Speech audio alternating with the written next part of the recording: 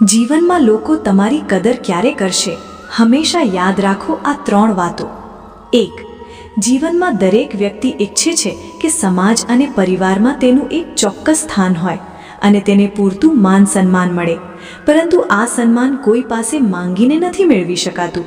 તે આપણા સ્વભાવ અને વર્તન દ્વારા કમાવવું પડે છે. સૌપ્રથમ તમારી ઉપલબ્ધતાની પણ એક મર્યાદા રાખો. કોઈને વારંવાર ફોન કે મેસેજ કરીને તમારી કિંમત ન ઘટાડો. લોકો સાથે મૈત્રી ભાવ જરૂર રાખો, પણ એટલા પણ ખુલ્લા ન થઈ જાઓ કે કોઈ તમારી નબળાઈઓનો લાભ ઉઠાવે.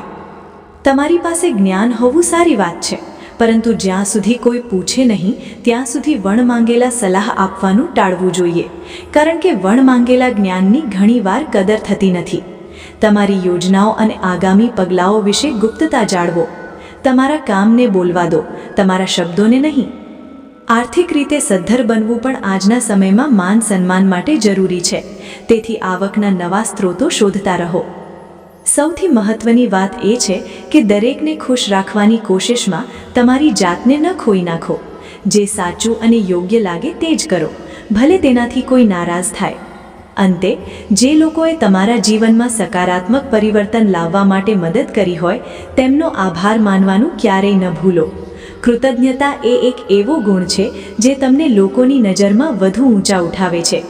યાદ રાખો, જ્યારે તમે તમારી પોતાની કિંમત સમજશો ત્યારે જ દુનિયા તમારી કિંમત કરશે.